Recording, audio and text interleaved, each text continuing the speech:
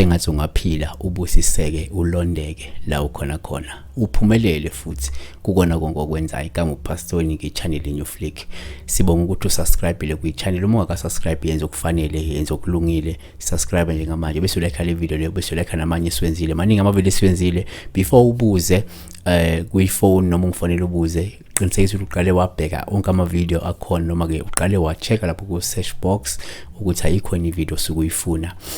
Ngale kwaloko thina siyakuthokozela ukukhuluma nawe ukuletha amaphupho. Qinisekisa ukuthi i-channel uyayikhulisa, qinisekisa ukuthi uyayisupport i-channel ngokuthi ke yenza sure ukuthi uyashare ama video lawa, uyabatshela abantu the word of mouth about the channel, about uPastor Ningi. Sikhona kona iTV nakhona la suke swapha khona amaphupho ku the morning show ngolesine ekseni ngo7. But ngaloko lokho sihlezi sila khaya akhona ama video swa premiere every day asuke khona. Namanje wa busy with amanye ama video siwenza ukuthi ahleza khona so that impendulo zehlezi zikhona. Thina ke siyayisiphendule ngokujiyile yona ke channel ongayethemba le uma kuzobe emaphushini. Namhlanje sibheke iphupho lika Samkelo wakaSimela. Uthi kunjani pastor? Ngicela ukubuza la kuchazana uphupha ke umuntu ekugcoba ngoju lwezinyosi axube noshukela brown.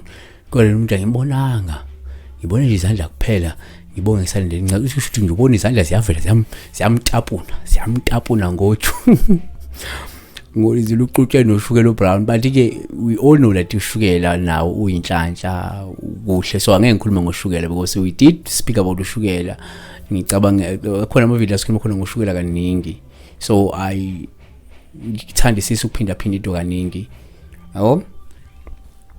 So asikhulume la ngokuthi uma uphupha uju upha oluhluma ugcotshwa noma ugcoba ngalo lusho inhlanhla.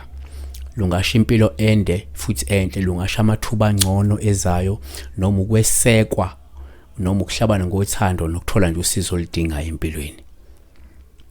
Number 2. Uma uphupha uju upha oluhluma luluningi lusho ukuthi lindele ukufumana isibusiso, lindele ukufumana inhlanhla, lindele ukufumana impumelelo nokuthuthuka, ukugculiseka namandla okuphila kamnandi nje empilweni. Psalms 81 verse 16 but I would feed you with the finest of the wheat and with honey from the rock I will satisfy you. Kwakusho kuNkulunkulu. Number 3. Uma uphupha uju upha oluhle uma uludla futhi ke ulithokozela ngoba lokho kusho ukuthi ke noma kusho nje inhlakanipho nanokuthi ke uzokwazi ukuzakhela intokomalo uzakhela injabulo nesikhathi nje ezimnandi empilweni. Proverbs 24 verse 13 ke my son eat honey for it is good, yes the honey from the comb is sweet to your taste. Number 4. Uma uphupha ke la uju upha oluhle kakhulu uma uludla lusho ke nje inhlala kahle nokuthi ungahle ufumana umusa ufefe kanye nothando futhi uzojabula uphinde mhlawumbe uneliseke nangesikhathi ezinzima ngenxa kaNkulunkulu. uMatthew 3 verse 4 empeleni.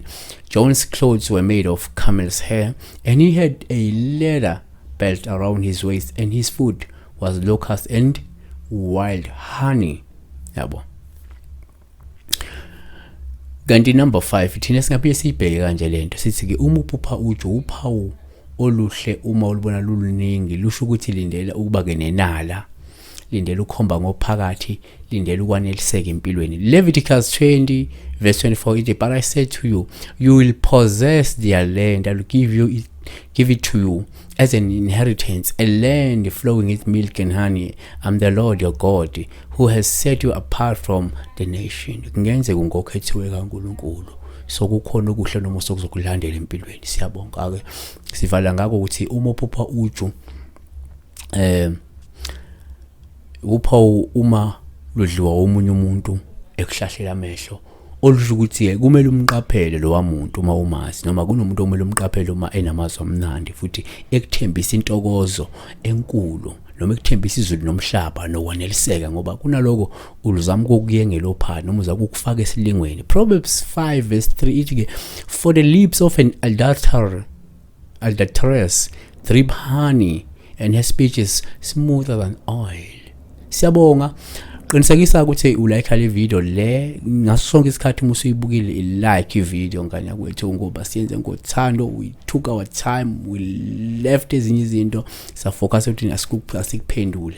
So after usuyibukile ke nawe take your time, press alo like bese yaqinisekisa ukuthi upressa ke lapha ne notification button so that when we upload you get to know ukuthi okay sekune upload ekhona, and when we premiere you know ukuthi we are premiering mhlawumbe ama video ngesikhathi sona. So but every day there is a video that is being premiered, and sizo add amanye usenze sure ukuthi mhlawumbe at least a day is premiere 2 or 3. That's my wish, because some video mafishane, so that means it's possible ukuthi we can premiere 3 videos a day, because the video ithatha 3 to 4 to 5 minutes. So that means probably you can spend 10 minutes with our channel every day. 10 minutes is ngane kakhulu. So siyabonga uNkulunkulu ekulondeke.